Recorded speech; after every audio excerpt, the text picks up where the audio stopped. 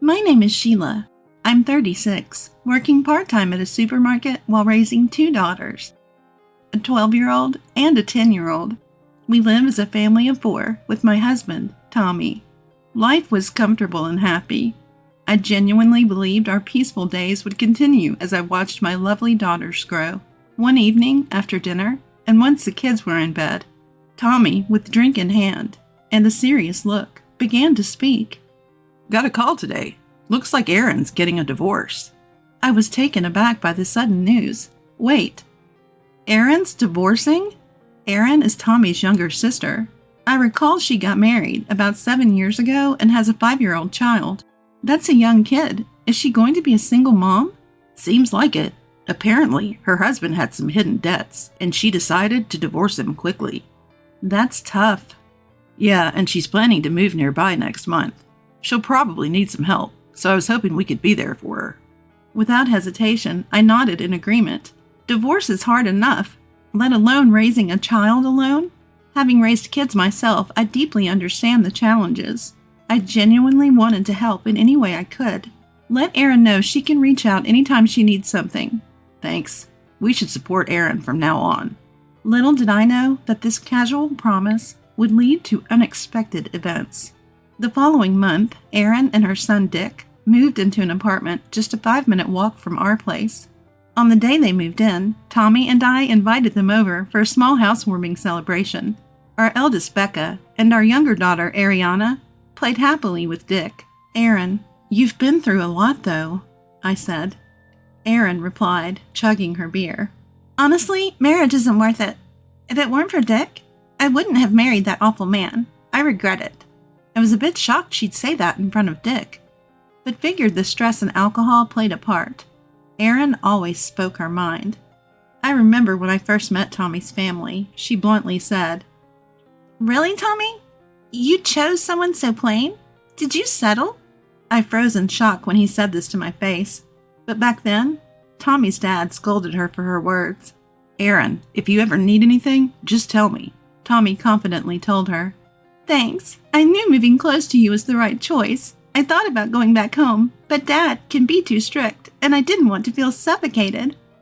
I remembered that Erin and Tommy's dad didn't get along well. It wasn't hatred, but more of Erin feeling overwhelmed by his strictness. "If you ever need anything, just call. We'll be there in a heartbeat," Tommy assured.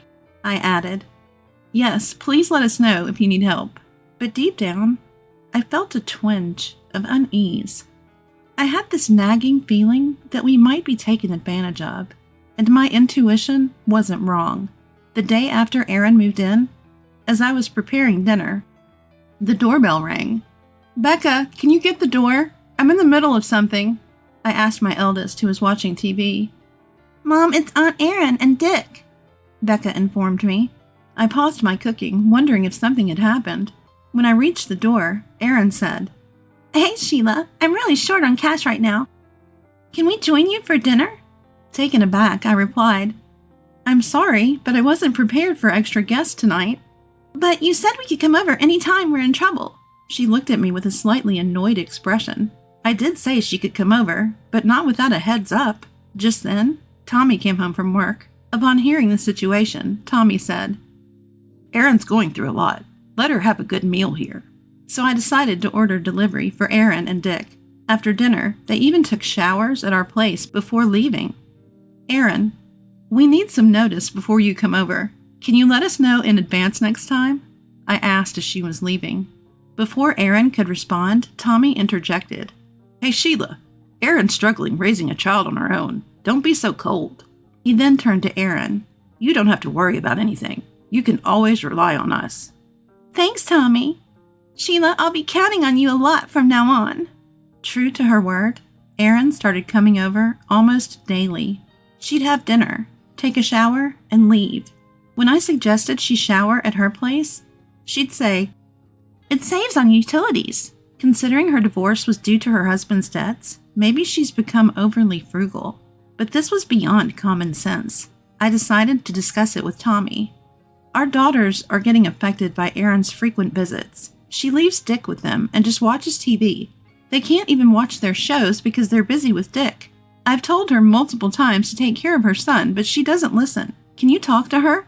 She's struggling raising Dick alone. Let her relax here.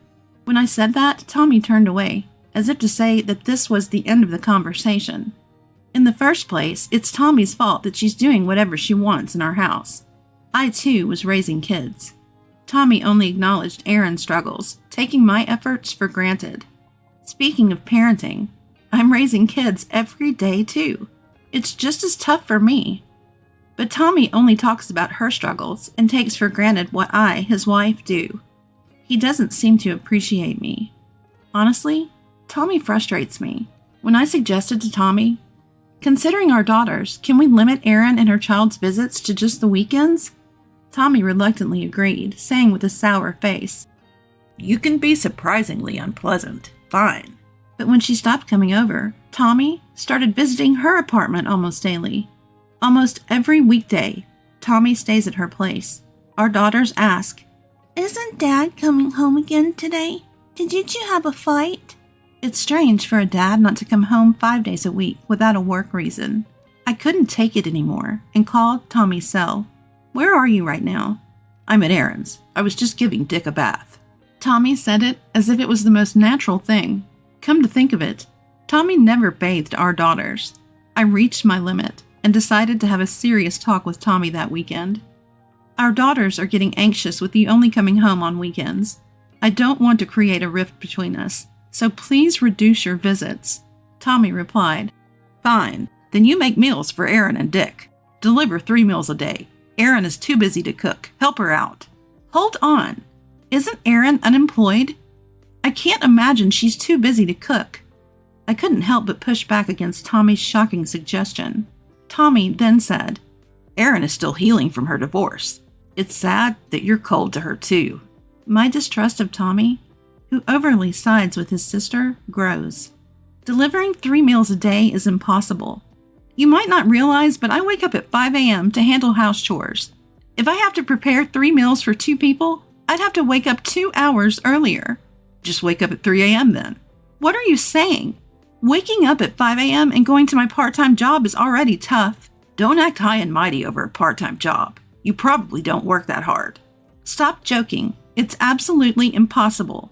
Maybe you're the one joking. Maybe we should divorce. I was shocked by Tommy's sudden mention of divorce. What do you mean by divorce? If you can't listen to me, then we should divorce. You said you wanted to help Aaron, but all you do is complain. That's cruel. That's my line. You're the one relying too much on wanting to help. There's a limit to taking advantage. Shouldn't you respect someone you're close to? That day, our conversation didn't resolve anything. The next day, Tommy declared to our daughters, You two will support your aunt and Dick from now on. Your mom says she won't help because she's mean, but you two are different, right? Helping those in need is a given. Our daughters looked stunned by their father's outrageous statement. Becca and Ariana, after school, go straight to your aunt's. Help with shopping and dinner. Don't come home until you finish helping. Got it? I couldn't believe it. Was Tommy planning to use our daughters since I refused? Our daughters responded, Dad, you're being weird. We don't understand. Mom, we're leaving. Even they couldn't agree with their father's absurd statement. Tommy told me, Tell the girls too, since you won't help Aaron. It can't be helped. What does he mean by it can't be helped? My anger reached its peak and I came up with a plan. That day, I quickly changed my part-time job shift and visited Tommy's parents' home. Oh, Sheila, what brings you here so suddenly? Sorry to bother you on your day off, father-in-law. I took a deep breath to calm myself, but tears started to flow. What's wrong? Did something happen? Yes, something very hurtful and sad. I told father-in-law everything. Even though Aaron doesn't seem to think highly of father-in-law, I've always liked him because beneath his strict demeanor, he's genuinely kind. I thought he would understand, which is why I visited today. Father-in-law listened quietly to my entire story. So that's what happened. I'm sorry for my foolish daughter's actions, he said, clearly angered on my behalf. We can't let this continue. Leave it to me. I'll set them straight. His reassuring words brought a smile to my face. You finally smiled, father-in-law said, looking at me kindly. You looked so distressed when you arrived, I was worried. Now let's go. With renewed determination, I stood up. Aaron, we're coming in. Father-in-law and I visited Aaron's apartment. Oh, Dad, why are you here all of a sudden? What do you mean by why? And what's with this messy room? What do you do all day? The room was a mess, with trash everywhere. The bed was unmade. There was a terrible smell, probably from food waste in the sink. I wondered if she and Dick lived like this, but he wasn't there. Where's Dick? Father-in-law immediately asked on my behalf. Oh, I left him at a childcare center. A childcare center? Since when and which one? Getting a spot in a local childcare center is competitive. I had a hard time enrolling my daughters. Plus, Tommy never mentioned this. Something seemed off. That's none of your business, Aaron replied, sounding flustered. Of course it's our business. Are you really sending him to a childcare center? Father-in-law pressed her with a sharp gaze. Cornered, Aaron finally admitted. I leave him with a neighbor downstairs during the day. You know this neighbor? No, but they have a 4-year-old, so I thought it was okay. If there was a scale for audacity, she'd score high. You fool! Go get Dick right now! Father-in-law shouted, and she hurriedly left to bring back Dick. What were you thinking? You've caused Sheila so much trouble. Explain yourself. Well, Tommy said I could use Sheila however I wanted. He said she'd do anything he asked. She said without any remorse. Wait, is that true? Did Tommy really say I could be used like that? Yes, he said you're like his servant. He even said to use your daughters if needed. I can't believe that man. To think he viewed his wife and daughters in such a way? Father-in-law was equally shocked. Thankfully, Aaron's loose lips revealed the truth. While she had her issues, it was clear Tommy was the main problem. I decided I would never forgive Tommy. Father-in-law and I waited for Tommy at Aaron's apartment. Aaron, I'm home. Tommy, returning with high spirits, froze upon seeing father-in-law sitting silently. Dad, why are you here? We've been waiting. Sit down. Father-in-law pointed to the sofa in front of him. Why the sudden visit? You startled me. Tommy tried to brush it off with a smirk. Just sit down. With a stern command, Tommy quickly sat up straight. You've been doing whatever you pleased, haven't you? Tommy glared at me upon hearing father-in-law's words. You ratted me out to Dad? Shut up. Both you and Aaron are out of line. But Tommy and his sister were clearly intimidated by their father. It's evident they're genuinely afraid of him. Sheila, what do you want to do moving forward? Father-in-law asked me calmly. I had already made up my mind. Actually, the girls are currently at my parents' house. Why would you do that without discussing it with me? I don't want to hear that from you. I was terrified of how you'd use our daughters. I felt I had to protect them, so I've decided we should separate for a while. Why the sudden decision to separate? Don't be ridiculous.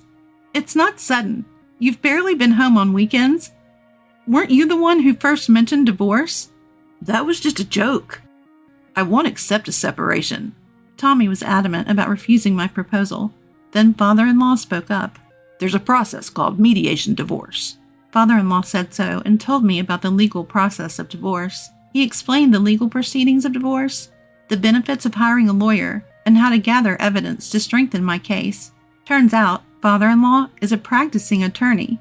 Now I understand why Tommy and Aaron fear him. They know how father-in-law champions those facing injustices. Regardless of being his children, father-in-law would uphold justice without bias. It's puzzling how such a straightforward man could have such selfish children. I'm on Sheila's side. What's right should prevail. Father-in-law's words warmed my heart. After a 3-month separation, Tommy and I divorced. I thought it would lead to mediation, but Tommy agreed after father-in-law's persuasion. I don't know what was discussed, but Tommy's words, I don't want to go against Dad, hinted at intense pressure. Tommy probably realized he stood no chance against father-in-law, a skilled attorney. It was a clear victory for father-in-law. I told Tommy, how does it feel to be bitten by your own dog? He just looked down, saying nothing. He probably always looked down on me. It's a bit sad to think about. After the divorce, Erin lost the financial support she received from father-in-law. You can't always rely on others. If you need money, work for it. When you think of someone else, you can overcome any hardship. Inspired by father-in-law's words, Aaron started working part-time and is now raising Dick with determination. After the divorce, I changed jobs. From a part-time job, I became a full-time employee. I wanted to provide a better life for my daughters. It was challenging to find full-time employment initially, but that frustration drove me to improve my skills. I now see my divorce from Tommy as a blessing in disguise. I still have a good relationship with father-in-law. My daughters adore their grandfather, sharing their achievements and gifting him with things like music boxes they made at school. Father-in-law is irreplaceable to me. I cherish our relationship and feel fortunate to have such a respectable father-in-law by my side. I hope to be as admirable to my daughters as father-in-law is to me as I continue my journey in life.